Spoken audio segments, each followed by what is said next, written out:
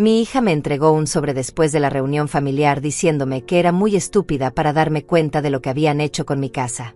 Pero yo llevaba semanas esperando ese momento exacto, y cuando le mostré mi teléfono con toda la evidencia que había recopilado, se desmayó ahí mismo. Todo comenzó hace 6 meses, cuando mi vida era completamente diferente. Me llamo Lourdes, tengo 72 años, y hasta hace poco pensaba que tenía la familia perfecta. Cada mañana me levantaba a las 6 en punto, preparaba mi café con leche en la cocina de la casa que construí junto a mi difunto esposo hace 40 años.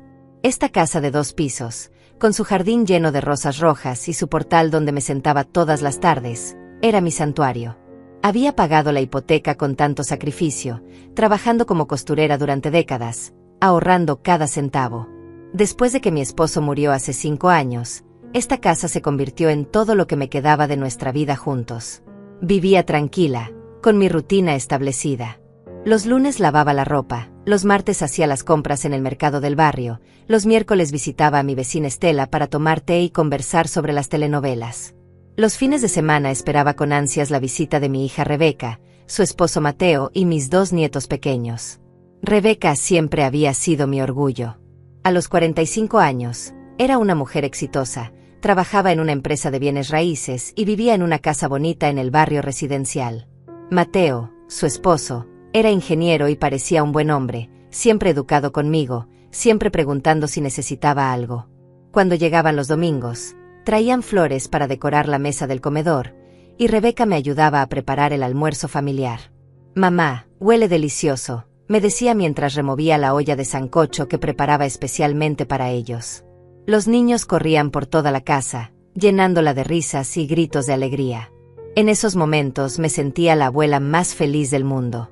Mateo jugaba fútbol con los pequeños en el patio trasero, mientras Rebeca y yo terminábamos de cocinar y nos poníamos al día con los chismes familiares. Pero algo empezó a cambiar sutilmente. Primero fueron comentarios pequeños, casi imperceptibles. «Mamá, esta casa es muy grande para ti sola», decía Rebeca mientras limpiaba la mesa después del almuerzo. «¿No te sientes sola aquí? ¿No te da miedo dormir sola en una casa tan grande?» Al principio pensé que eran preocupaciones normales de una hija que se preocupa por su madre mayor. Mateo también comenzó a hacer observaciones. «Lourdes, las escaleras están muy empinadas. ¿Y si te caes una noche? Nadie se daría cuenta hasta días después». Sus palabras sonaban llenas de preocupación genuina, pero algo en su tono me hacía sentir incómoda. Era como si estuvieran sembrando dudas en mi mente sobre mi propia capacidad de cuidarme. Las visitas dominicales se volvieron diferentes. Ya no solo venían a almorzar y pasar tiempo en familia.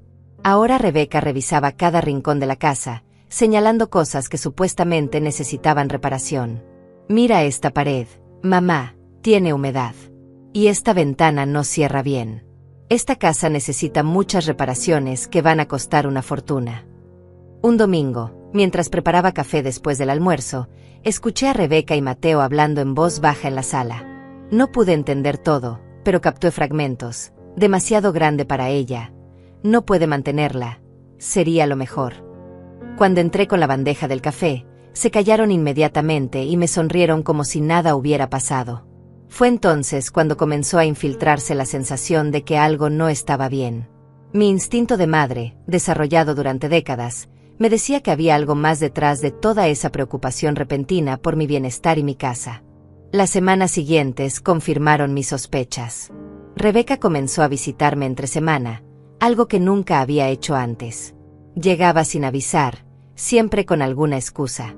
«Pasaba por aquí después del trabajo y quise saludarte», decía, pero yo notaba como sus ojos recorrían cada habitación, como si estuviera evaluando algo. Un martes por la tarde, mientras tomábamos té en la cocina, Rebeca sacó unos folletos de su cartera. «Mamá, mira esto. Son residencias para adultos mayores. No son asilos, son lugares muy bonitos donde la gente de tu edad vive tranquila, sin preocupaciones». Los folletos mostraban edificios modernos con jardines perfectos y personas mayores sonriendo en actividades grupales. «¿Por qué me muestras esto, hija?», le pregunté, sintiendo un nudo en el estómago. «Solo para que sepas que existen opciones, mamá». Lugares donde no tendrías que preocuparte por mantener una casa tan grande, donde tendrías compañía todo el tiempo, actividades, cuidado médico. Su voz sonaba dulce, pero había algo calculado en su manera de hablar. Yo estoy bien aquí, Rebeca. Esta es mi casa. Lo sé, mamá, pero piénsalo. ¿Qué pasa si te enfermas? ¿Qué pasa si necesitas ayuda y no hay nadie cerca? Sus preguntas se clavaban como dagas en mis inseguridades más profundas. Mateo empezó a acompañarla en estas visitas sorpresa. Siempre educado, siempre sonriente, pero ahora venía con una tablet y tomaba fotos de diferentes partes de la casa. Es para el seguro, Lourdes. Mateo está actualizando mi póliza de seguro y necesita documentar el estado de la propiedad, explicaba Rebeca cuando yo preguntaba por qué fotografiaba tanto. Una tarde, mientras Mateo tomaba fotos del patio trasero, Rebeca se sentó conmigo en la sala. Mamá, he estado pensando mucho en tu situación. Esta casa vale mucho dinero ahora. Con lo que podrías obtener de la venta, tendrías suficiente para vivir cómodamente en una residencia bonita y te sobrarían unos $100,000 para emergencias. Vender mi casa. Las palabras salieron como un susurro ahogado. Solo es una idea, mamá. No tienes que decidir nada ahora. Pero piénsalo. Podrías vivir sin preocupaciones el resto de tu vida. Rebeca tomó mis manos entre las suyas, pero su toque se sentía frío, calculado. Esta casa tiene demasiados recuerdos de papá para venderla, le dije, sintiendo las lágrimas acumularse en mis ojos. Mamá, papá ya no está. Él querría que fueras feliz y estuvieras segura. No que te aferres a una casa que se está deteriorando y que no puedes mantener. Sus palabras me dolieron profundamente. ¿Cómo podía hablar así de la casa donde su padre y yo habíamos sido tan felices? Donde ella había crecido, donde había dado sus primeros pasos, donde habíamos celebrado sus cumpleaños y graduaciones. Los domingos familiares se volvieron sesiones de presión disfrazadas de preocupación. Rebeca llegaba con nuevos folletos de residencias, nuevos argumentos sobre por qué debería vender. Mateo asentía a todo lo que ella decía, agregando comentarios sobre la lógica financiera de la decisión. Mira, Lourdes, decía Mateo mientras desplegaba papeles sobre la mesa del comedor, he hecho algunos cálculos. El mantenimiento de esta casa te cuesta aproximadamente $1,200 mensuales entre servicios, reparaciones y impuestos. En una residencia pagarías $800 y tendrías todo incluido. Los niños ya no corrían por la casa con la misma alegría. Parecía como si hubieran recibido instrucciones de comportarse diferente. Ya no tocaban nada, no pedían que les preparara galletas en la cocina, no se acurrucaban conmigo en el sofá para ver caricaturas. Era como si Rebeca les hubiera dicho que la abuela estaba muy vieja y frágil para jugar. Un domingo, después del almuerzo, Rebeca anunció que había hecho una cita para que visitáramos una residencia. Solo para que veas lo bonita que es. Mamá, no te comprometes a nada. Su insistencia era asfixiante, pero yo accedí, esperando que al ver que no me interesaba, finalmente me dejaran en paz. La residencia era efectivamente bonita. Pasillos amplios, habitaciones cómodas, comedores elegantes. Pero mientras la directora nos mostraba las instalaciones, yo solo podía pensar en mi jardín de rosas, en mi cocina donde había preparado miles de comidas, en el dormitorio donde había dormido junto a mi esposo durante décadas. ¿Qué te pareció, mamá?, preguntó Rebeca en el carro de regreso. Está bien, pero yo prefiero mi casa. Pero piénsalo, mamá. Aquí tendrías enfermeras las 24 horas, actividades programadas, no tendrías que cocinar ni limpiar. Yo quiero cocinar, Rebeca. Quiero cuidar mis rosas. Quiero vivir en mi casa. La frustración en su rostro era evidente. Durante el resto del viaje, apenas habló conmigo. Mateo tampoco decía nada, pero yo podía sentir la tensión en el ambiente. Era como si mi negativa a considerar seriamente la venta de mi casa los hubiera molestado profundamente. Esa noche, sola en mi casa, me senté en mi cama y lloré. Por primera vez en años, me sentí verdaderamente sola y vulnerable. Mi propia hija me estaba presionando para que abandonara todo lo que amaba, y yo comenzaba a dudar de mi propia capacidad de tomar decisiones. ¿Estaría siendo egoísta al querer quedarme en mi casa?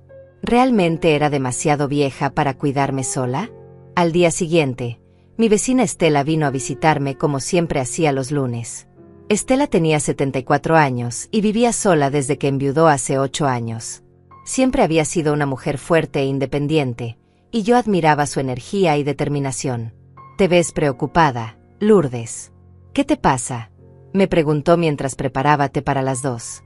Le conté todo lo que había estado pasando con Rebeca y Mateo, sus presiones constantes, las visitas a la residencia, sus argumentos sobre mi incapacidad para mantener la casa. Estela me escuchó en silencio, asintiendo ocasionalmente, pero su expresión se fue ensombreciendo a medida que yo hablaba. Cuando terminé, ella puso su taza sobre la mesa y me miró directamente a los ojos. «Lourdes, yo he visto este tipo de situaciones antes. Lo que me estás contando no suena a preocupación genuina de una hija por su madre. Suena a algo más». Sus palabras me sorprendieron. «¿Qué quieres decir?». «Piénsalo bien. ¿Rebeca está pasando por problemas económicos? ¿Mateo ha tenido problemas en el trabajo? ¿Han mencionado algo sobre necesitar dinero?». Reflexioné sobre sus preguntas. Ahora que lo pensaba, Rebeca había mencionado casualmente que Mateo había tenido algunos proyectos cancelados el año pasado. También recordé que habían comprado un carro nuevo muy caro hace pocos meses. ¿Pero qué tenía que ver eso con mi casa? «Lourdes, tu casa vale mucho dinero. Y si algo te pasara, Rebeca la heredaría de cualquier manera. Pero si la vendes ahora, ¿quién controlaría ese dinero?». Las palabras de Estela me cayeron como un balde de agua fría. Las palabras de Estela resonaron en mi mente durante días. ¿Era posible que mi propia hija estuviera manipulándome para obtener acceso al valor de mi casa? La idea me parecía tan terrible que traté de descartarla, pero los eventos de las siguientes semanas me obligaron a enfrentar una realidad que no quería aceptar. Rebeca intensificó sus visitas. Ahora venía casi todos los días, siempre con nuevas razones por las que debería vender la casa. «Mamá, hablé con un agente inmobiliario. Dice que tu casa podría venderse por $350,000, tal vez más». Sus ojos brillaban cuando mencionaba la cifra, como si pudiera ver el dinero frente a ella. Lo que más me dolía era cómo había comenzado a tratarme. Ya no era la hija cariñosa que me abrazaba al llegar. Ahora me hablaba como si fuera una niña incapaz de tomar decisiones. «Mamá, dejaste la estufa encendida ayer cuando fui a verte», me dijo un miércoles, aunque yo sabía perfectamente que había apagado todo antes de salir al jardín. «No dejé nada encendido, Rebeca». «Mamá, tienes que aceptar que tu memoria ya no es la misma. Es normal a tu edad, pero es peligroso vivir sola». Su tono era condescendiente, como si estuviera hablando con una persona con demencia. Mateo se unió a este juego cruel. Durante las cenas dominicales, me hacían preguntas capciosas para hacerme sentir confundida. «Lourdes, ¿recuerdas qué día es hoy?». «Es domingo, Mateo». «¿Estás segura? Porque ayer me dijiste que era lunes». Yo sabía que nunca había dicho eso, pero ellos insistían, haciéndome dudar de mi propia cordura. Comenzaron a llegar sin avisar a diferentes horas, diciendo que venían a revisar que todo estuviera bien. Un día Rebeca llegó a las 7 de la mañana. «Mamá, estaba preocupada porque no contestaste el teléfono anoche a las 10. «Rebeca, yo me acuesto a las 9. Nunca contesto el teléfono después de esa hora». «¿Ves, mamá? Esa es otra señal de que necesitas estar donde alguien pueda cuidarte las 24 horas». La presión psicológica era constante. Me hacían sentir como una carga, como un problema que necesitaba ser resuelto.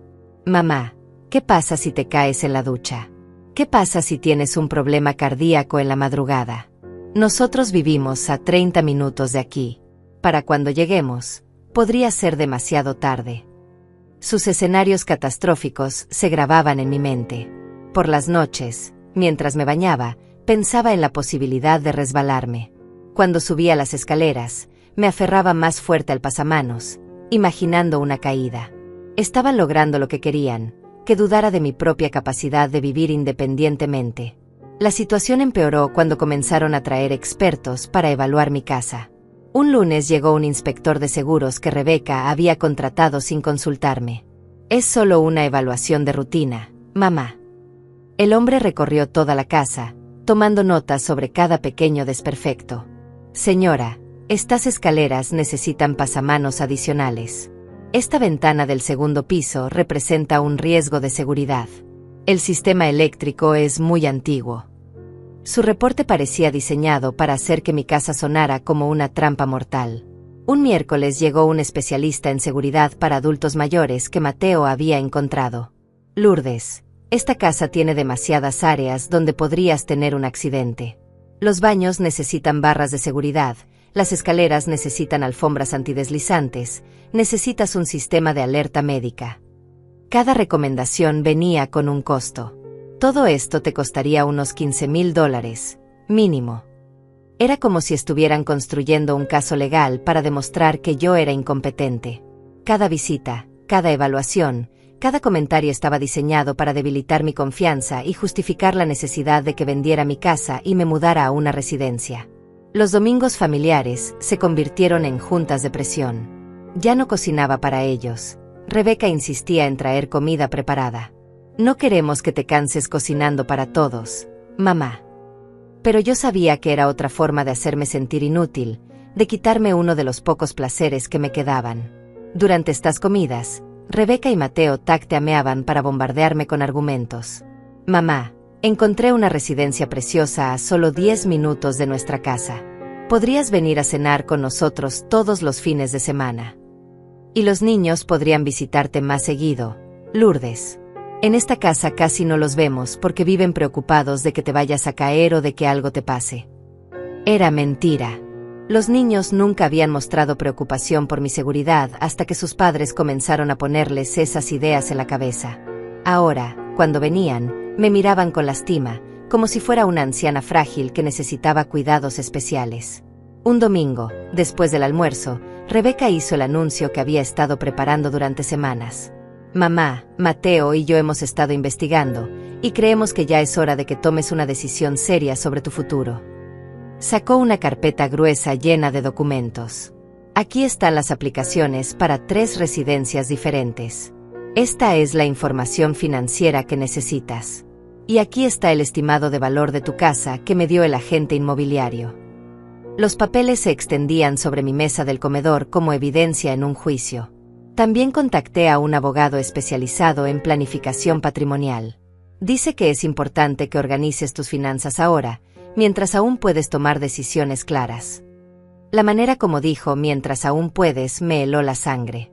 Era una amenaza apenas disimulada. No voy a vender mi casa, Rebeca. Mi voz sonó más firme de lo que me sentía por dentro. Mamá, tienes que ser realista. No puedes seguir viviendo en negación. Todos los expertos que hemos consultado están de acuerdo en que vivir sola en una casa tan grande es peligroso para alguien de tu edad. ¿Qué expertos? ¿El inspector que tú contrataste? ¿El vendedor de sistemas de seguridad? ¿El agente inmobiliario que quiere su comisión? Por primera vez en semanas, encontré mi voz y confronté sus manipulaciones. Rebeca se puso roja de ira. Mamá, estamos tratando de ayudarte. Estamos preocupados por ti. No entiendes que si algo te pasa, nosotros seremos los responsables. Su máscara de preocupación filial se había deslizado, revelando frustración e impaciencia.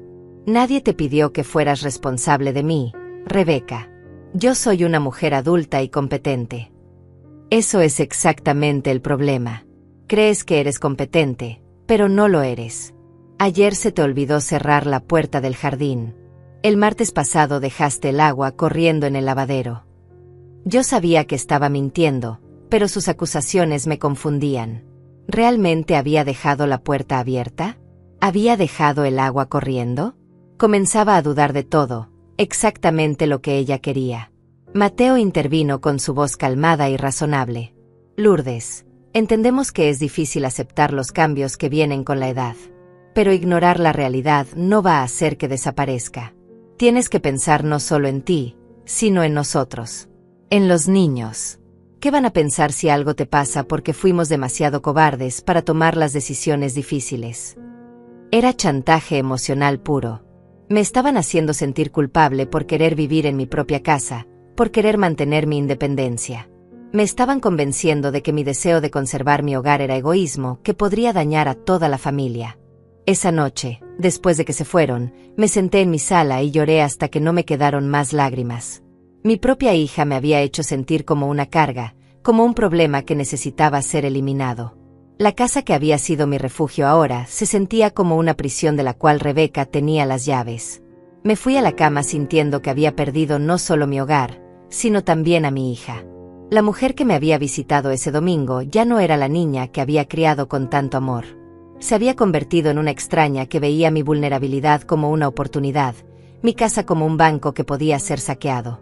Pero en la oscuridad de mi habitación, mientras escuchaba los sonidos familiares de mi casa, tomé una decisión. No iba a permitir que me robaran mi dignidad ni mi hogar sin luchar. Si Rebeca quería jugar sucio, iba a descubrir que su madre sabía defenderse mejor de lo que ella imaginaba. A la mañana siguiente desperté con una determinación que no había sentido en semanas. Las lágrimas de la noche anterior habían lavado mi confusión y dejado algo más claro: mi instinto. Si Rebeca y Mateo estaban jugando un juego sucio, necesitaba entender exactamente qué estaban planeando antes de que fuera demasiado tarde. Llamé a Estela temprano en la mañana. «Necesito tu ayuda», le dije sin preámbulos cuando contestó el teléfono. «Ven para acá. Tengo que contarte lo que pasó ayer». Media hora después, mi vecina estaba sentada en mi cocina, escuchando atentamente mientras le relataba la confrontación del domingo. «Lourdes, esto ya pasó de ser presión familiar. Están tratando de manipularte psicológicamente para que dudes de tu propia capacidad mental. Es abuso emocional». Sus palabras fueron como un puñetazo al estómago porque confirmaban lo que yo había comenzado a sospechar, pero no me atrevía a admitir. ¿Pero qué puedo hacer? Es mi hija. ¿Cómo puedo luchar contra mi propia hija? La misma pregunta que se hacen miles de padres cuando sus hijos adultos tratan de aprovecharse de ellos. Lourdes, el hecho de que sea tu hija no le da derecho a robarte tu casa y tu dignidad. Estela me ayudó a desarrollar un plan. Primero, necesitaba documentar todo lo que estaba pasando. Cada vez que vengan, cada conversación sobre la casa, cada presión, anótalo todo. Fecha, hora, qué dijeron exactamente. También me sugirió que instalara una aplicación de grabación en mi teléfono. Si van a seguir con esta campaña de intimidación, que quede registro. Segundo, necesitaba asesoría legal independiente. No el abogado que Rebeca sugirió. Necesitas a alguien que trabaje para ti, no para ella. Estela conocía a un abogado llamado Adrián que se especializaba en proteger los derechos de adultos mayores contra el abuso familiar. ¿Pero qué pasa si realmente estoy exagerando? ¿Qué pasa si Rebeca realmente está preocupada por mí? Lourdes, una hija que realmente está preocupada por su madre no la manipula, no la hace sentir incompetente, no trae expertos para asustarla. Una hija preocupada habla con amor, ofrece ayuda sin condiciones, respeta las decisiones de su madre. El martes llamé al abogado Adrián. Su voz por teléfono sonaba cálida pero profesional. Señora Lourdes, me gustaría que viniera a mi oficina para que podamos hablar tranquilamente sobre su situación.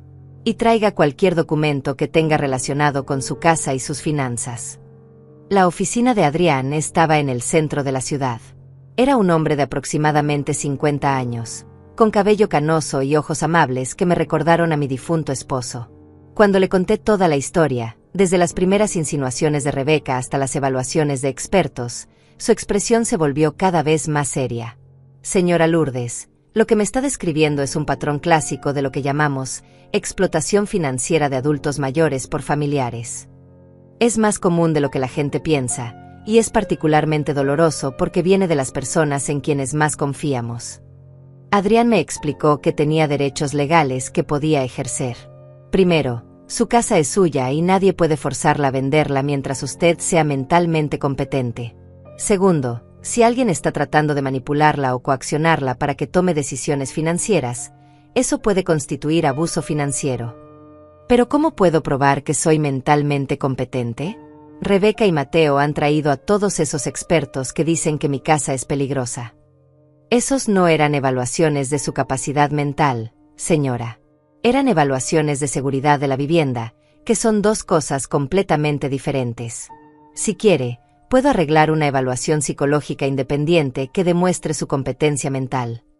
Me sentí aliviada por primera vez en semanas. Había alguien que me creía, que entendía lo que estaba pasando, que sabía cómo ayudarme. ¿Qué más puedo hacer? Recomiendo que instale cámaras de seguridad en su casa. No solo para su protección física, sino para tener registro de las conversaciones que tienen lugar ahí. También sugiero que grabe las conversaciones con su teléfono cuando sea posible. ¿Es eso legal? En este estado, usted tiene derecho a grabar conversaciones que tienen lugar en su propia casa. Y dado que hay sospechas de manipulación financiera, estas grabaciones podrían ser evidencia importante si la situación escalara. Adrián también me sugirió algo que no había considerado. Señora Lourdes, ¿ha revisado sus cuentas bancarias recientemente? Todos sus documentos importantes están en su poder. La pregunta me alarmó. Sí, creo que sí. ¿Por qué? En casos como este, a veces los familiares comienzan a posicionarse para tener acceso a cuentas o documentos antes de que la víctima se dé cuenta. Salí de la oficina de Adrián con una lista de tareas específicas y, más importante, con esperanza. Ya no me sentía como una víctima indefensa. Tenía un plan y tenía ayuda profesional. El miércoles, Rebeca llegó sin avisar cómo había estado haciendo. Esta vez, yo estaba preparada. Tenía mi teléfono grabando en el bolsillo de mi vestido verde. Hola, mamá. Vine a ver cómo estás. Su sonrisa parecía falsa ahora que sabía lo que buscar. Estoy bien, hija. ¿A qué debo tu visita? Mamá, he estado pensando en nuestra conversación del domingo. Sé que fue difícil para ti, pero realmente necesitamos avanzar con los planes para tu mudanza. ¿Qué planes? Yo nunca acordé mudarme. Mamá, no podemos seguir posponiendo lo inevitable. Hablé con la directora de la residencia Vista Hermosa. Tienen una habitación disponible, pero solo por esta semana. Si no la apartamos ahora, tendremos que esperar varios meses para la siguiente oportunidad. Era una táctica de presión clásica, crear urgencia artificial para forzar una decisión precipitada. Rebeca, ya te dije que no me voy a mudar. No entiendo por qué sigues insistiendo. Mamá, ¿en serio vas a obligarnos a esperar hasta que algo terrible te pase? ¿Hasta que termines en el hospital después de una caída? ¿Por qué estás tan segura de que me voy a caer? He vivido en esta casa durante 40 años sin problemas. Mamá, las cosas cambian. Tu equilibrio ya no es el mismo, tu vista ya no es la misma, tu memoria ya no es la misma. Mi memoria está perfecta, Rebeca. Recuerdo exactamente cada conversación que hemos tenido sobre este tema. ¿En serio? ¿Recuerdas que ayer hablamos por teléfono y tú me dijiste que habías dejado la cocina encendida toda la noche? Eso es mentira, Rebeca. Yo no hablé contigo ayer, y nunca he dejado la cocina encendida. Vi frustración cruzar por su rostro. Mamá, ahí está exactamente el problema. No recuerdas cosas que acabaron de pasar. Rebeca, estás mintiendo y lo sabes. La pregunta es ¿por qué? No estoy mintiendo. Estoy preocupada por ti. Y estoy cansada de que trates mis preocupaciones como si fueran ataques personales. Su voz se había alzado, y por primera vez vi la verdadera ira detrás de su máscara de preocupación filial. ¿Sabes qué creo, Rebeca? Creo que tú y Mateo necesitan dinero, y ven mi casa como la solución a sus problemas financieros. Las palabras salieron antes de que pudiera detenerlas, pero me alegré de haberlas dicho. Era hora de confrontar la verdad. Eso es ridículo. Nosotros no necesitamos tu dinero. Entonces, ¿por qué tanto interés en que venda mi casa? ¿Por qué tanta prisa? ¿Por qué tantos expertos y evaluaciones y presión constante? Rebeca se quedó callada por un momento, y pude ver cómo procesaba mis preguntas. Cuando habló de nuevo, su tono había cambiado. Era más frío, más calculado. Mamá, creo que necesitas ayuda profesional. Tu paranoia está fuera de control. Tal vez deberíamos considerar una evaluación psiquiátrica. Era la amenaza que Adrián me había advertido que podría venir. Me estás amenazando con hacer que me declaren mentalmente incompetente. No es una amenaza, mamá. Es una preocupación legítima. Estás acusando a tu propia familia de conspirar contra ti. Ese tipo de pensamiento paranoico es un síntoma serio. Sal de mi casa, Rebeca. Las palabras salieron tranquilas pero firmes. ¿Qué? Que salgas de mi casa. Ahora. Mamá, no puedes estar hablando en serio. Completamente en serio. Vete. Rebeca se levantó lentamente, su rostro una mezcla de shock e ira. Mamá, esto es exactamente lo que estábamos tratando de evitar. Estás tomando decisiones irracionales, alejando a la gente que te ama. Si me amas, respeta mi decisión de vivir en mi propia casa. Si no puedes hacer eso, entonces no vengas más. Muy bien, mamá. Pero cuando algo te pase, cuando termines en el hospital o peor, recuerda que nosotros tratamos de ayudarte. Era una amenaza final, una última tentativa de sembrar miedo y culpa. Después de que se fue, me senté en mi sala, temblando no de miedo sino de adrenalina. Por primera vez en semanas, me había defendido. Había puesto límites. Y había grabado toda la conversación. Adrián tenía razón. Cuando uno conoce sus derechos y tiene un plan, es más fácil resistir la manipulación. Pero también sabía que esto era solo el comienzo. Rebeca no se iba a rendir tan fácilmente, y probablemente su próximo movimiento sería más agresivo. Durante 3 días después de echar a Rebeca de mi casa, viví en una tranquilidad tensa. Era como el silencio antes de una tormenta.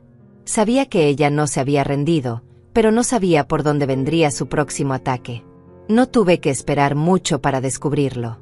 El sábado por la mañana, mientras regaba mis rosas en el jardín, vi un carro desconocido estacionarse frente a mi casa. Del vehículo bajaron 2 personas, un hombre mayor con traje gris y una mujer joven con una carpeta. Mi corazón se aceleró cuando se dirigieron hacia mi puerta. «Señora Lourdes», preguntó el hombre cuando abrí la puerta.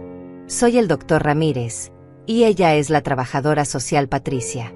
Venimos porque su familia expresó preocupaciones sobre su bienestar y su capacidad de vivir independientemente». Sentí como si me hubieran golpeado en el estómago. Rebeca había cumplido su amenaza. Había llamado a los servicios sociales para que me evaluaran mentalmente. «¿Quién los envió?», pregunté, aunque ya conocía la respuesta. «Su hija Rebeca nos contactó ayer», confirmó Patricia. «Dice que usted ha mostrado signos de deterioro cognitivo, comportamiento paranoico, y que ha rechazado ayuda para mantenerse segura en su hogar». Las palabras de Rebeca, distorsionadas y presentadas como hechos médicos. Puedo ver sus identificaciones. Adrián me había enseñado que tenía derecho a verificar la identidad de cualquier persona que viniera a evaluarme. Ambos me mostraron sus credenciales, que parecían legítimas. «Señora Lourdes, entendemos que esto puede ser incómodo, pero necesitamos hacerle algunas preguntas para evaluar su situación», explicó el doctor Ramírez.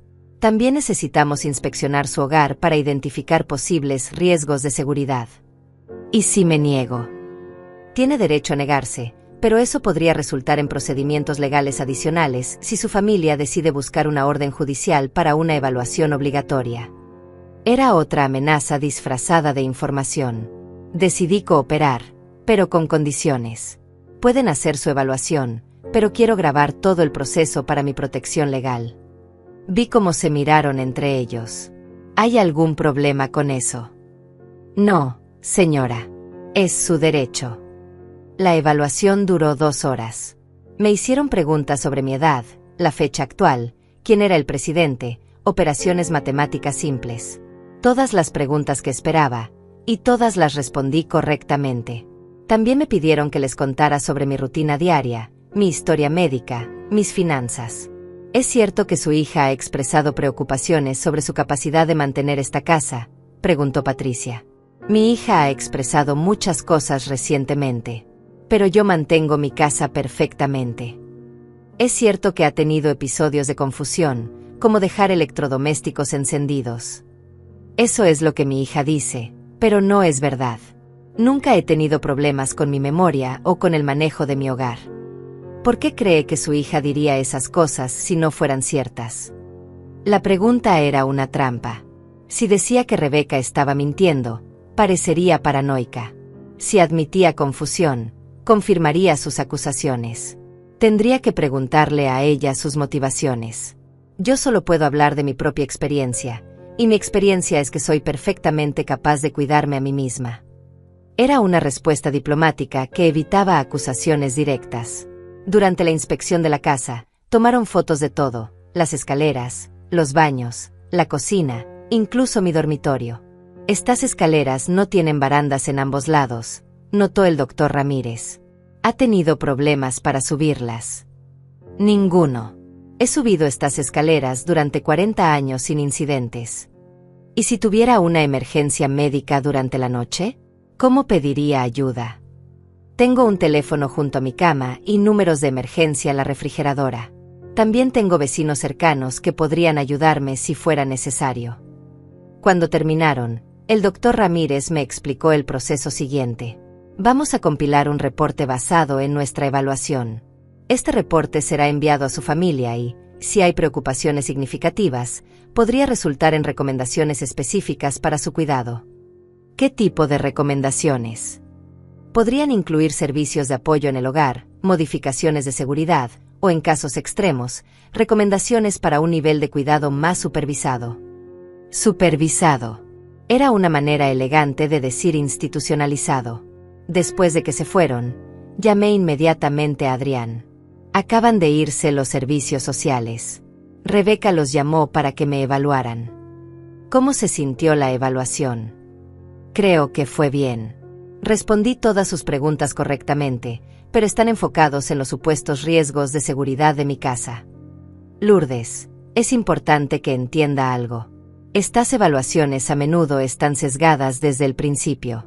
Si la familia que hizo la denuncia ha proporcionado información específica sobre supuestos problemas, los evaluadores ya llegan buscando confirmar esos problemas. ¿Qué puedo hacer? Primero, me va a enviar la grabación de toda la evaluación. Segundo, vamos a solicitar una evaluación independiente por un geriatra de nuestra elección. Tercero, vamos a prepararnos para lo que probablemente venga después. ¿Qué viene después? Si el reporte es negativo, Rebeca probablemente usará eso como justificación para intensificar su presión. Podría incluso buscar una orden judicial para declarar que usted necesita un tutor legal. La palabra tutor me aterrorizó. Significaba que alguien más tomaría decisiones por mí, incluyendo decisiones sobre dónde vivir y qué hacer con mis finanzas. Eso es posible. Es posible, pero no es fácil. Tendría que probar en una corte que usted es incompetente, y nosotros estaremos ahí para demostrar lo contrario. El lunes por la mañana, Rebeca llegó a mi casa acompañada de Mateo. Su actitud había cambiado completamente. Ya no fingía preocupación maternal, ahora era pura determinación empresarial. Mamá, tenemos que hablar. Ya no tenemos nada de qué hablar, Rebeca. Sí tenemos. Los servicios sociales vinieron a evaluarte el sábado. ¿Sabes lo que nos dijeron? No, pero estoy segura de que tú me vas a decir.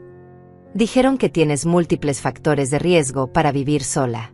Dijeron que tu casa presenta riesgos significativos de seguridad. Dijeron que tu negativa a aceptar ayuda es una señal de deterioro del juicio. Cada palabra era como una puñalada. Y basándose en eso, ¿qué propones? Tenemos una cita mañana en la residencia Vista Hermosa. Vas a ir, vas a ver la habitación, y vas a firmar los papeles para mudarte la próxima semana. Ya no era una sugerencia, era una orden. No voy a hacer nada de eso. Mamá, ya no es opcional. Si no cooperas voluntariamente, vamos a tener que buscar otras opciones legales. ¿Me estás amenazando? Mateo intervino con su voz aparentemente razonable. Lourdes, nadie la está amenazando. Simplemente estamos siendo realistas sobre las opciones disponibles. Usted puede hacer esto de manera fácil, o puede hacer que sea difícil para todos. Incluido para ustedes. ¿Qué quiere decir con eso? Quiero decir que estoy empezando a entender que esto tiene muy poco que ver con mi bienestar y mucho que ver con el valor de mi casa. Rebeca se puso roja. Eso es exactamente el tipo de pensamiento paranoico que reportaron los evaluadores. Estás inventando conspiraciones donde no existen. ¿En serio? Entonces dime, Rebeca, ¿qué van a hacer con el dinero de la venta de mi casa después de que me muden a la residencia? El dinero va a ser usado para pagar tu cuidado. ¿Y quién va a controlar ese dinero? ¿Quién va a tomar esas decisiones? Nosotros, obviamente. Somos tu familia. Ahí estaba. Finalmente había admitido lo que yo sospechaba desde el principio. No se trataba de mi seguridad o mi bienestar, se trataba de controlar mi dinero. Sal de mi casa, Rebeca. Y no vuelvas. Mamá, tienes hasta mañana para reconsiderar. Después de eso, vamos a proceder con o sin tu cooperación. ¿Qué significa eso exactamente? Significa que vamos a solicitar una orden judicial para declararte incapacitada mentalmente. Tenemos el reporte de los servicios sociales, tenemos documentación de tu comportamiento errático, tenemos testigos de tu paranoia. Y yo tengo grabaciones de cada amenaza que me han hecho, cada mentira que han dicho, cada intento de manipulación que han usado. Era la primera vez que mencionaba las grabaciones, y vi shock genuino en sus rostros. Nos has estado grabando. He estado documentando todo lo que ha pasado en mi propia casa, lo cual es perfectamente legal. Mamá, eso es enfermizo. Eso prueba exactamente lo que estamos diciendo sobre tu estado mental. Lo que prueba es que ustedes han estado planeando esto durante meses, y que yo no soy tan estúpida como pensaban. Me levanté de mi silla, sintiendo una fuerza que no había sentido en semanas. Ahora váyanse de mi casa antes de que llame la policía. Muy bien, mamá. Pero mañana vas a recibir papeles legales. Y cuando eso pase, vas a entender que no tienes más opciones. Era su amenaza final, su último intento de intimidarme. Después de que se fueron, llamé a Adrián inmediatamente. Acaban de amenazarme con buscar una orden judicial para declararme incompetente. Grabó la conversación. Cada palabra. Perfecto. Eso va a ser muy útil cuando tengamos que defendernos en la corte. Adrián, realmente pueden hacer lo que están amenazando. Pueden intentarlo, pero ahora tenemos evidencia de que sus motivaciones no son el cuidado de usted, sino el control de sus finanzas. Eso va a ser muy difícil de explicar frente a un juez. Esa noche, por primera vez en semanas, dormí profundamente. Ya no tenía miedo de lo que Rebeca pudiera hacer. Tenía evidencia, tenía representación legal, y más importante, tenía la certeza de que estaba luchando por algo que valía la pena. Mi dignidad, mi hogar, y mi derecho a vivir mi vida según mis propios términos. Los papeles legales llegaron al día siguiente, exactamente como Rebeca había prometido. Un alguacil tocó mi puerta a las 9 de la mañana con una citación judicial. Rebeca y Mateo habían presentado una petición para que me declararan mentalmente incompetente y para que les otorgaran tutela legal sobre mí y mis finanzas. Cuando llamé a Adrián para informarle, su voz sonaba calmada pero determinada. Lourdes, esto es exactamente lo que esperábamos. Ahora tenemos la oportunidad de exponer todo en una corte pública. Pero ¿qué pasa si el juez les cree a ellos? No va a creerles cuando escuche las grabaciones y vea la evidencia que hemos recopilado. La audiencia estaba programada para 2 semanas después. Durante esos días, Adrián y yo nos preparamos minuciosamente. Contraté al Dr. Rivera, un geriatra independiente, para que me hiciera una evaluación completa de capacidad mental. También instalé cámaras de seguridad en toda mi casa, por si Rebeca intentaba crear más evidencia de mi supuesta incompetencia. El Dr. Rivera me visitó un jueves por la tarde. Era un hombre gentil de unos 60 años, con una sonrisa genuina que me tranquilizó inmediatamente. Señora Lourdes, voy a hacerle una evaluación muy completa. Quiero que se sienta cómoda y tome todo el tiempo que necesite para responder.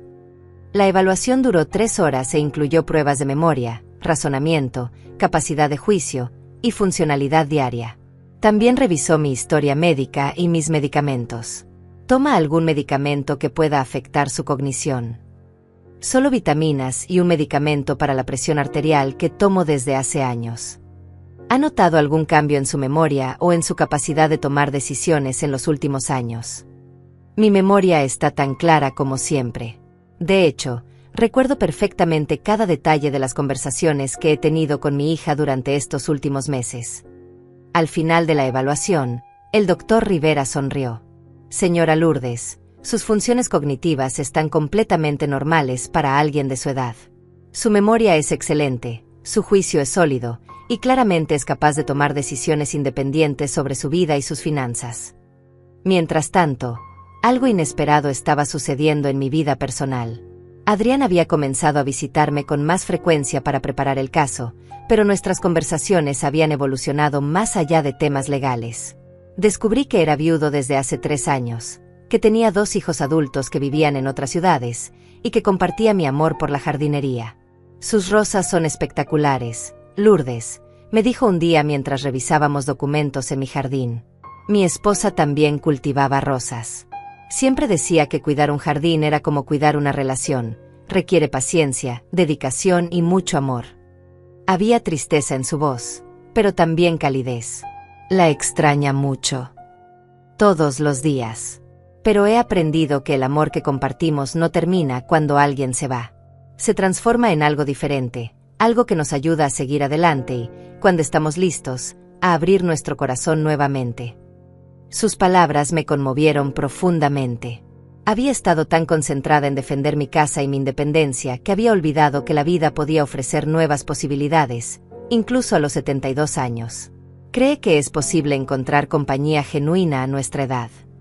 Creo que es posible encontrar compañía genuina a cualquier edad, cuando 2 personas se respetan y se valoran mutuamente.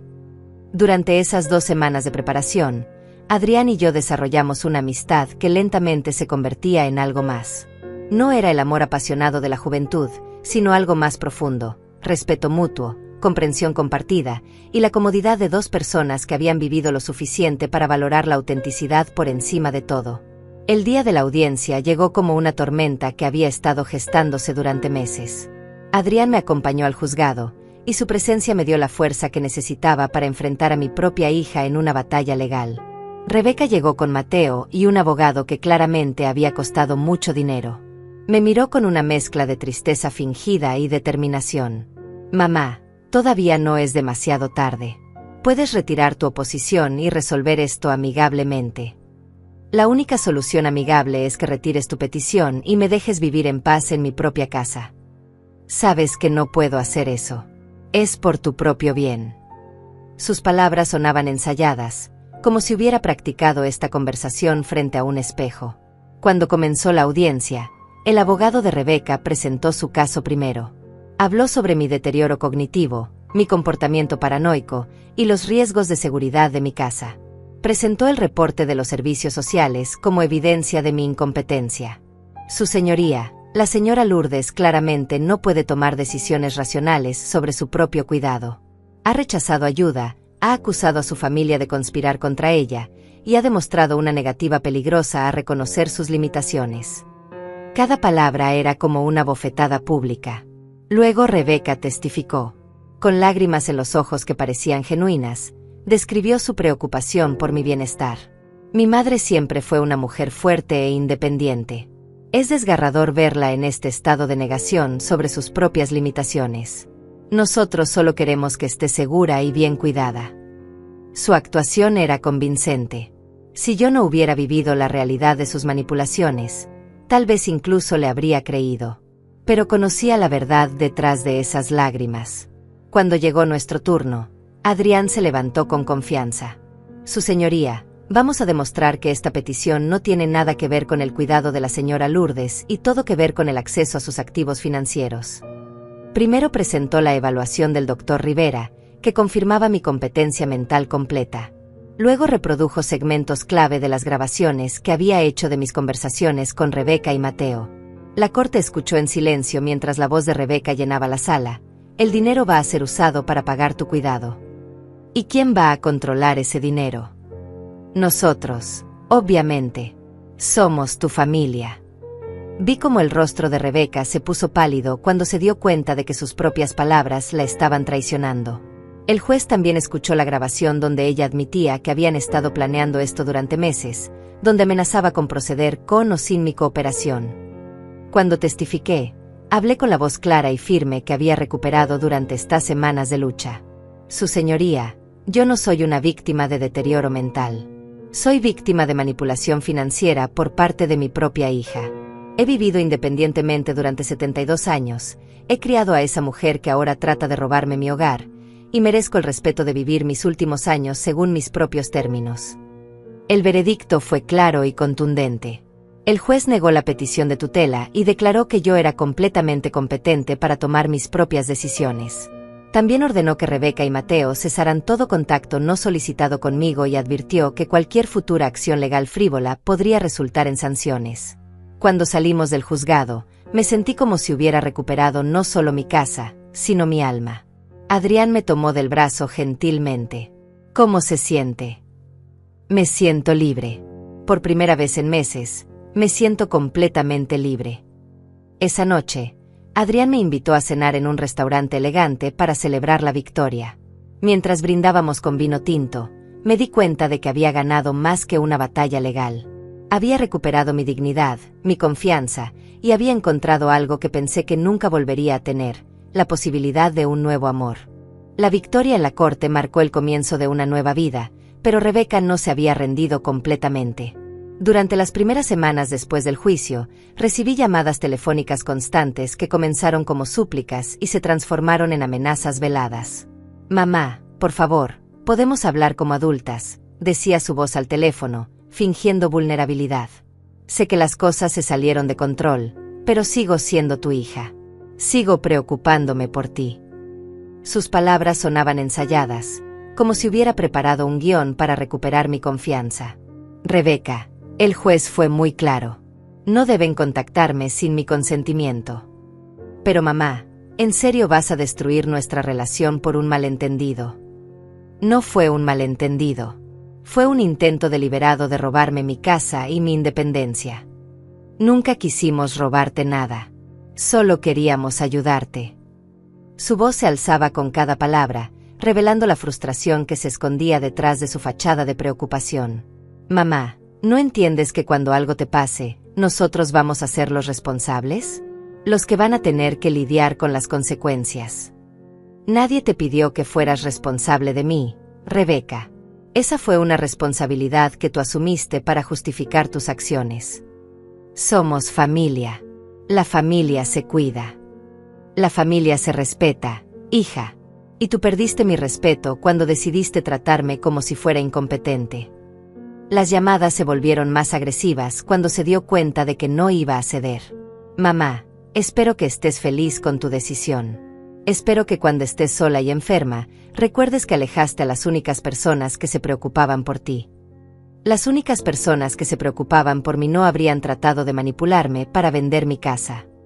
Esa casa se va a convertir en tu tumba. Y cuando eso pase, no vengas llorando pidiendo ayuda». Era la amenaza que había estado esperando, la confirmación final de que sus preocupaciones nunca habían sido genuinas. «Rebeca, esta conversación ha terminado. Y si sigues llamando, voy a contactar a la policía por acoso». «Adelante. Llama a la policía. A ver si te van a cuidar cuando te estés muriendo sola en esa casa». La línea se cortó con un sonido seco que resonó en mi cocina. Después de esa llamada, cambié mi número de teléfono.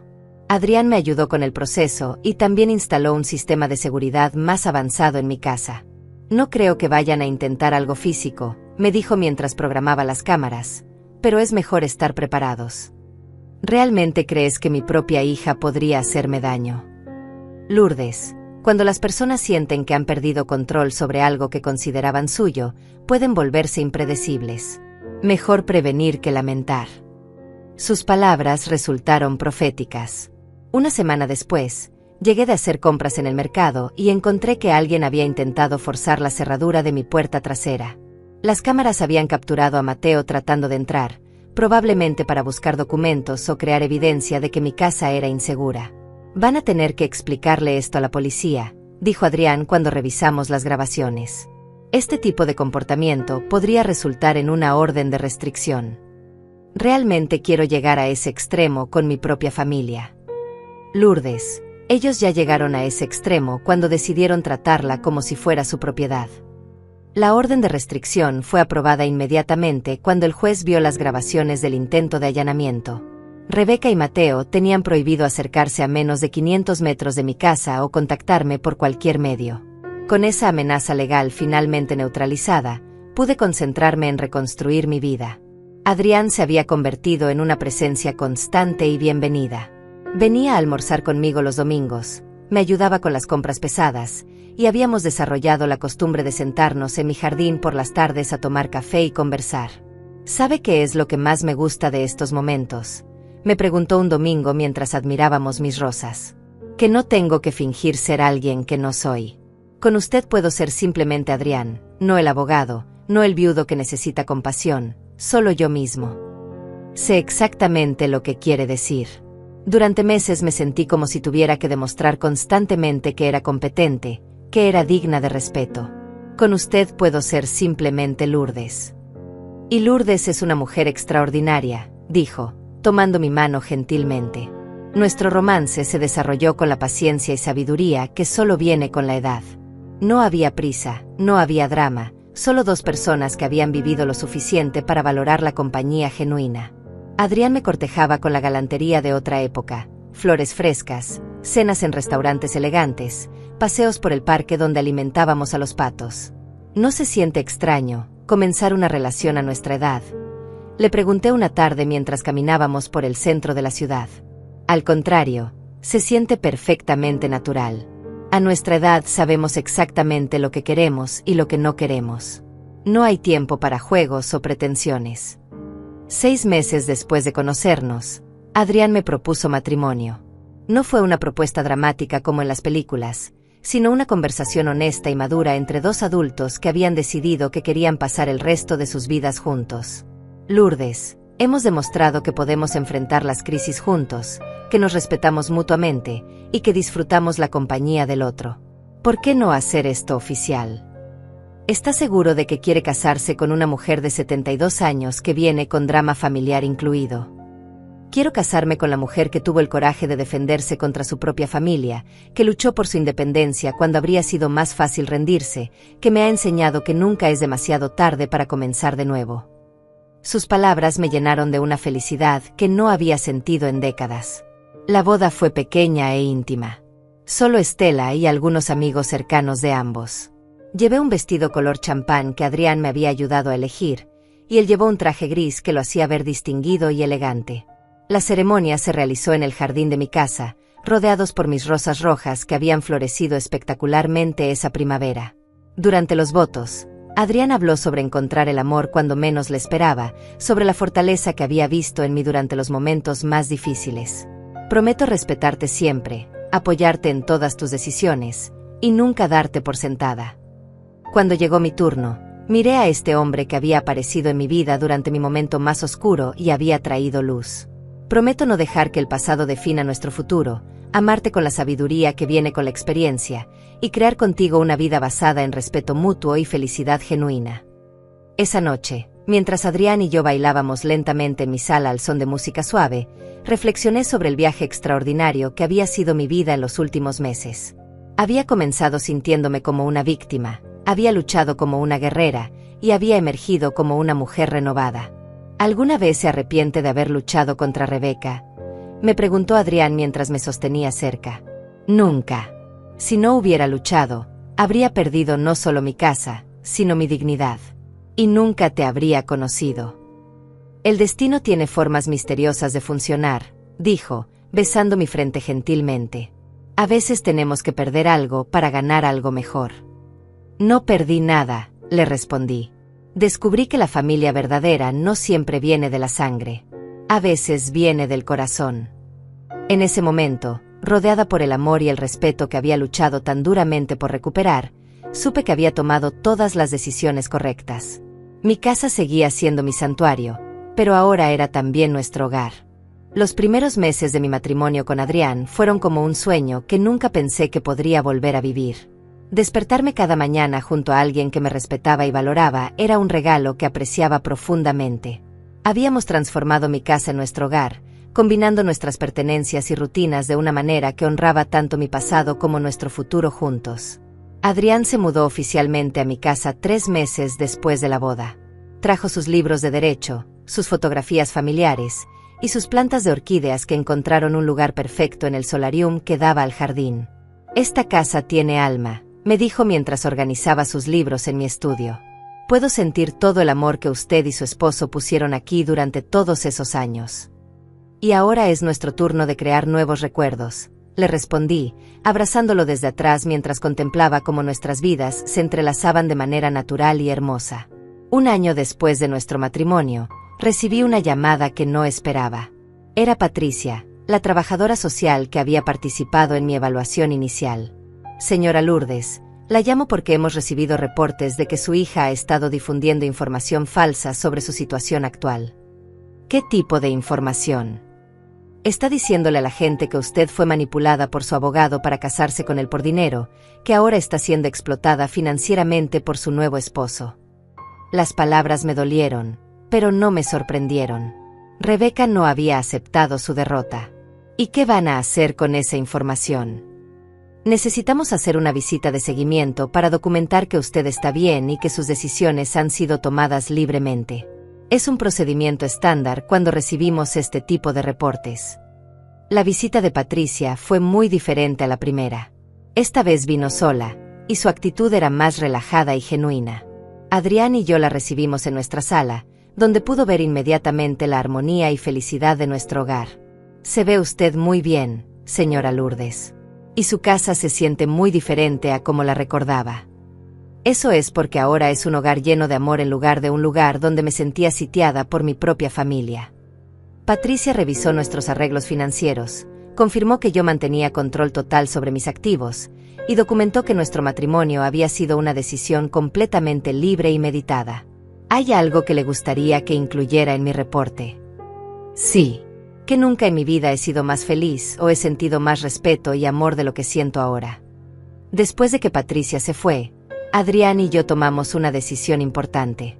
Creo que es hora de que hagamos algo definitivo sobre las mentiras de Rebeca, me dijo. ¿Qué propones? Demandemos por difamación y calumnia. Si va a seguir tratando de dañar su reputación y la mía, que enfrente las consecuencias legales. La demanda por difamación fue exitosa.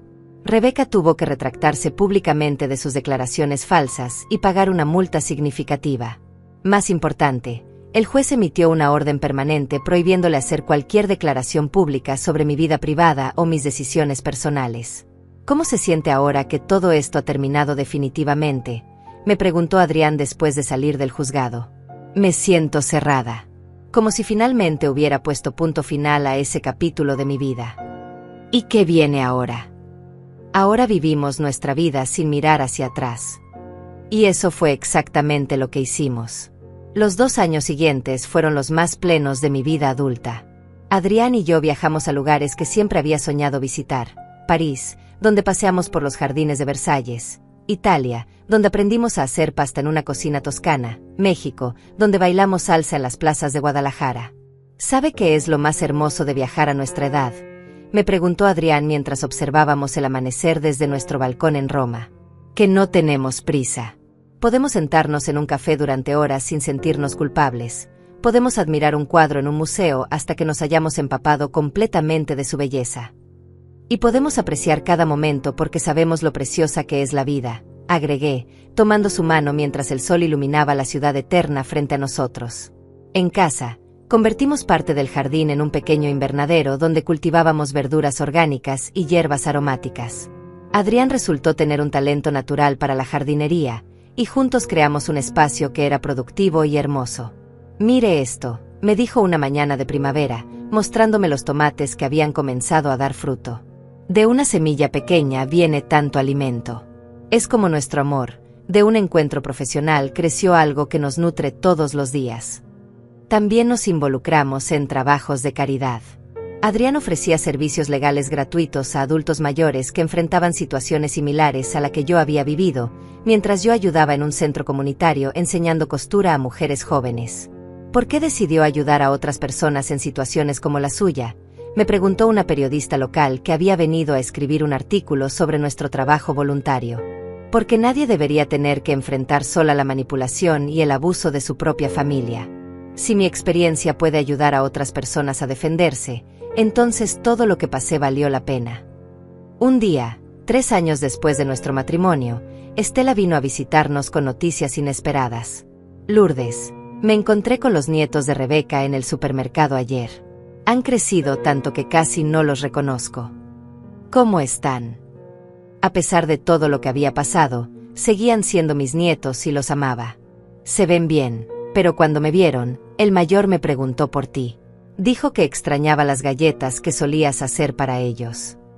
La noticia me llenó de una tristeza agridulce. ¿Qué les dijiste? Les dije que estabas muy bien, que te habías casado y eras muy feliz. El niño me pidió que te dijera que espera que algún día puedan venir a visitarte de nuevo. Esa noche, Adrián y yo tuvimos una conversación profunda sobre la posibilidad de abrir nuestro corazón a una reconciliación con mis nietos, independientemente de la relación con Rebeca. Los niños no tienen culpa de las decisiones de sus padres, dijo Adrián. Si algún día quieren conocer a su abuela de nuevo, deberíamos estar abiertos a esa posibilidad. Pero ¿cómo hacerlo sin involucrar a Rebeca? Cuando sean mayores de edad, podrán tomar sus propias decisiones sobre a quién quieren tener en sus vidas. Mientras tanto, podemos vivir nuestras vidas de tal manera que si algún día vienen a buscarnos, encuentren a una abuela de la que puedan estar orgullosos. Fue una perspectiva sabia que me llenó de esperanza. Tal vez algún día, cuando mis nietos fueran adultos, podrían entender que defendí mi dignidad y mi hogar no por egoísmo, sino porque creía que merecía respeto y amor genuino. Mientras tanto, cada día con Adrián era una afirmación de que había tomado las decisiones correctas. Habíamos creado una vida basada en respeto mutuo, amor genuino, y la sabiduría que viene con la experiencia. ¿Alguna vez lamenta haber luchado tan duro por esta casa?, me preguntó Adrián una tarde mientras podábamos juntos las rosas del jardín. Nunca, le respondí sin hesitación. Esta casa representaba mi dignidad, mi independencia, mi derecho a vivir según mis propios términos. Al luchar por ella, me encontré a mí misma de nuevo. Y en el proceso, te encontré a ti. Esa noche, mientras nos preparábamos para dormir en la habitación que ahora compartíamos, reflexioné sobre el viaje extraordinario que había sido mi vida. Había comenzado sintiéndome como una víctima, había luchado como una guerrera, y había emergido como una mujer renovada que había encontrado el amor verdadero en el lugar menos esperado. 5 años habían pasado desde aquella tarde cuando Rebeca me entregó el sobre que cambiaría nuestras vidas para siempre. Era un domingo soleado de primavera, exactamente como el día de aquella reunión familiar que marcó el final de una época y el comienzo de otra completamente nueva. Adrián y yo estábamos en nuestro jardín, él leyendo el periódico mientras yo regaba mis rosas, cuando sonó el timbre de la casa. No esperábamos visitas, y por un momento mi corazón se aceleró con la vieja ansiedad que solía sentir cuando aparecían visitantes inesperados. Yo voy, dijo Adrián, levantándose de su silla con la agilidad de un hombre que, a pesar de sus 65 años, se mantenía activo y saludable. Escuché voces en la puerta principal, pero no pude distinguir las palabras. Cuando Adrián regresó al jardín, su expresión era una mezcla de sorpresa y cautela. Lourdes, hay 2 jóvenes en la puerta que dicen ser sus nietos. Tienen 18 y 20 años ahora. Mi corazón se detuvo por un momento. Los niños que recordaba corriendo por esta misma casa eran ahora adultos jóvenes que habían venido a buscarme por su propia cuenta. ¿Vienen solos? Sí, completamente solos. Dicen que quieren hablar contigo, que han estado esperando ser mayores de edad para poder visitarte sin involucrar a sus padres. Era el momento que habíamos anticipado durante años, pero que nunca pensé que llegaría tan pronto. Me quité los guantes de jardinería, me alicé el vestido rosa que llevaba puesto, y caminé hacia la puerta principal con Adrián a mi lado. Ahí estaban, Rodrigo, ahora de 20 años, alto y delgado como su abuelo, y Estela, de 18, con los mismos ojos verdes que yo tenía a su edad. Abuela, dijo Rodrigo, su voz profunda y madura, esperamos que no te moleste que hayamos venido sin avisar. Nunca me molestaría ver a mis nietos, respondí, sintiendo las lágrimas acumularse en mis ojos. Pasen, por favor. Esta sigue siendo su casa también. Los invité a sentarse en la sala donde tantas conversaciones importantes habían tenido lugar. Adrián preparó café para todos, moviéndose con la gracia discreta que había perfeccionado durante nuestros años juntos.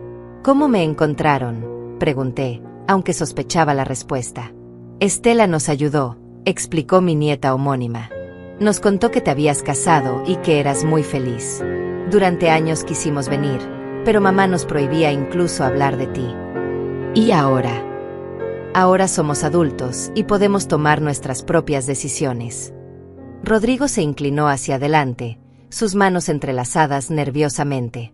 Abuela, nunca entendimos realmente lo que pasó entre mamá y tú. Ella siempre nos dijo que te habías vuelto paranoica, que nos habías alejado de la familia. Pero cuando cumplí 18, comencé a hacer preguntas. ¿Qué tipo de preguntas? Sobre por qué una abuela que nos amaba tanto de repente no quería vernos más. Sobre por qué todas las fotos tuyas desaparecieron de la casa. Sobre por qué mamá se ponía tan nerviosa cada vez que mencionábamos tu nombre. Estela continuó la historia. Cuando comencé la universidad el año pasado, tomé una clase de psicología donde hablamos sobre el abuso de adultos mayores. La profesora describió exactamente el tipo de comportamiento que recordábamos haber visto en casa antes de que desaparecieras de nuestras vidas. Comenzamos a investigar por nuestra cuenta, agregó Rodrigo. Encontramos artículos de periódicos sobre el caso legal. Hablamos con vecinos que recordaban lo que había pasado. Poco a poco, comenzamos a entender que la versión de mamá no era la verdad completa. Me costaba procesar que estos jóvenes adultos habían hecho su propia investigación, que habían llegado a sus propias conclusiones sobre los eventos que habían destruido nuestra familia. ¿Y qué piensan ahora?, pregunté suavemente. Pensamos que nuestra madre trató de robarte tu casa y que tú tuviste que defenderte, dijo Estela directamente. Pensamos que fuiste muy valiente a luchar contra tu propia familia para mantener tu dignidad. Sus palabras me llegaron directo al corazón. ¿Sus padres saben que están aquí?, preguntó Adrián gentilmente. No, respondió Rodrigo. Y francamente, no nos importa si se molestan. Hemos perdido 5 años con nuestra abuela por culpa de su avaricia y manipulación. Pasamos las siguientes 3 horas poniéndonos al día. Les conté sobre mi matrimonio con Adrián, sobre nuestros viajes, sobre el trabajo voluntario que hacíamos.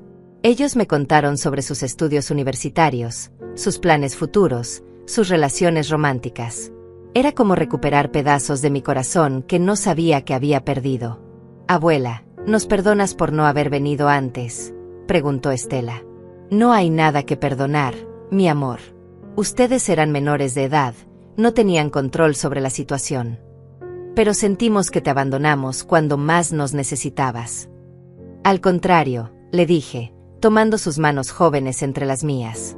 Ustedes me dan esperanza.